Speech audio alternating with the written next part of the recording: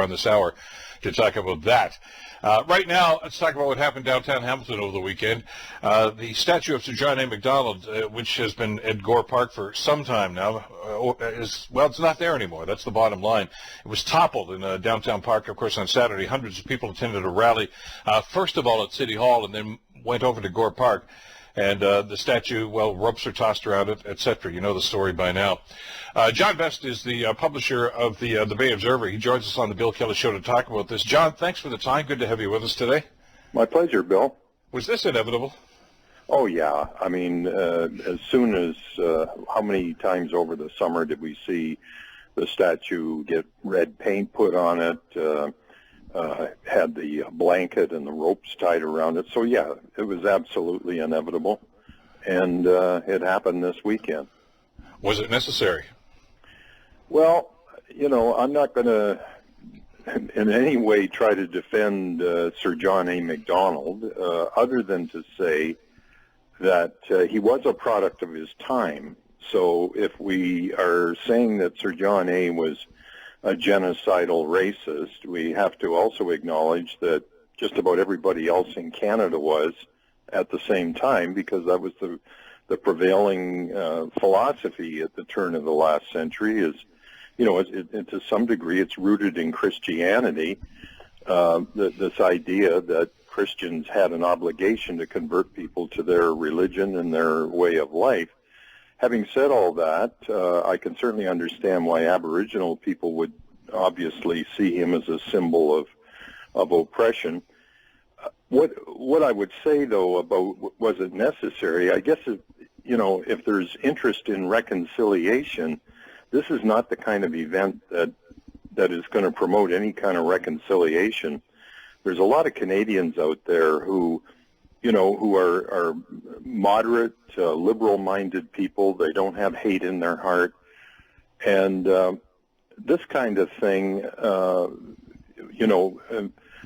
may generate anger, I guess, or generate pushback where it wouldn't have existed had this not happened.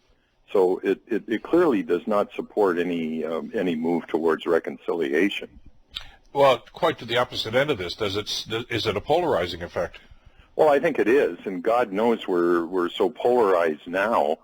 When you go on social media, I mean, frankly, there is no middle. The biggest minority, I would say, in Canada right now are people with moderate views. So, there's going to be, and it's going to be that kind of a silent pushback, I think. It was interesting, this rally, Bill. On the Friday before the rally, somebody who organized the event had hired a public relations company to try to generate some media interest. And there was a speaker who spoke at the City Hall event.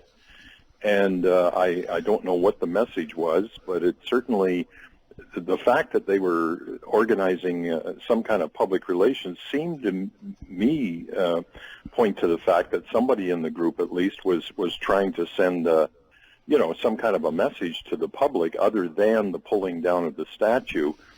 But that of course is completely lost, because there's been no discussion of anything that took place at the City Hall forecourt. Now it's all about the statue.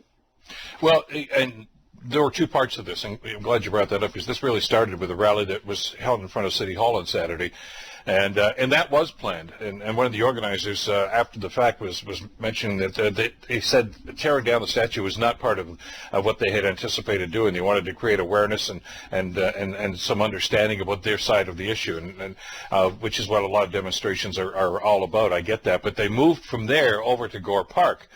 And I saw one rather cryptic note on social media that says it kind of reminded with Donald Trump sending them up the street to the Capitol building. I'm not so sure if the analogy is accurate or fair, but it does point to the fact that when you've got a group of people like that are energized, shall we say, it's difficult to say just how they're going to respond, I guess. Well, and I did notice on social media that there were several pictures posted of the toppling of the statue, and they were posted by the same gentleman who we used to see on TV every night in the Caledonia blockade.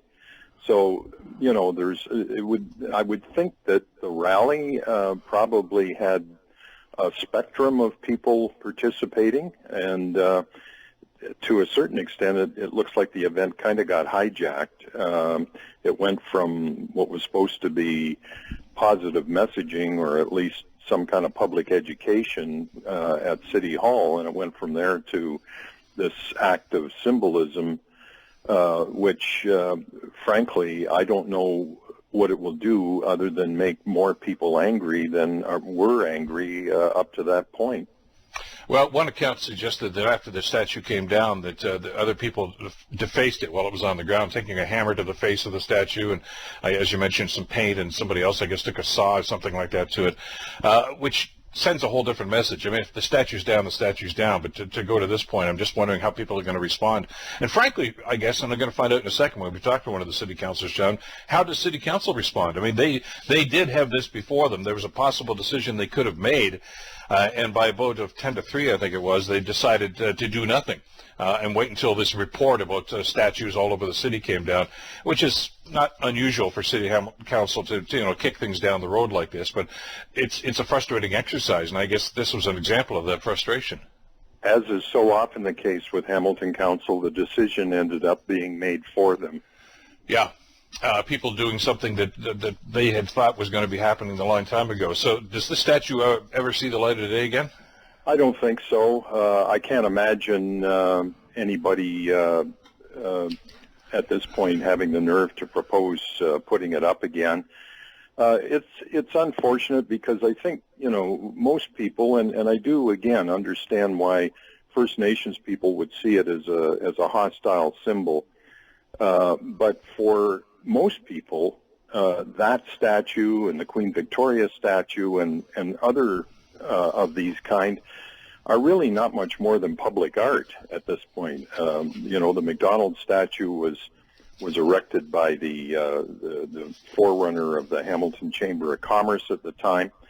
I think the main reason they put the statue up to honor him was because he had protective tariffs in place to protect Canadian business.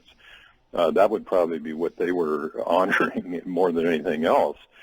But for most people, like when you drive through the Gore and you look at the statue, first of all, you shouldn't be driving distracted. But secondly, I don't think anybody contemplates Sir John A. Macdonald as a person or ponders the history. It's just a piece of public art.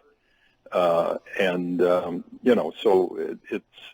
it's a really perplexing thing to see all this revisionism of history where you had people that were the product of their times. Again, this Henry Dundas, in that case, I think they've got the history wrong. What I've read seems to suggest that he was an anti-slaver. But, this whole idea of refocusing historical figures through today's standards, to me, is just intellectually crazy. Well, it's an ongoing exercise, and the other aspect that we're going to get into in just a couple of seconds here is, should charges be laid? This is an act of civil disobedience. I know police are investigating this. If they lay charges, does that throw gasoline onto the fire? Well, it probably does, but I think we have to decide in Canada whether we enforce laws for everybody. If a bunch of skinheads pulled that statue down, they'd be sitting over on Barton Street right now. So, I think there has to be some consistency, and I don't know. It looks like the police are prepared to try to investigate the case. They posted pictures of the perpetrators, so it looks like there's an investigation going on. Well, we'll find out in the days and weeks ahead just how they're going to respond to this. John, as always, thanks so much for the time. Really do appreciate it. My pleasure, Bill.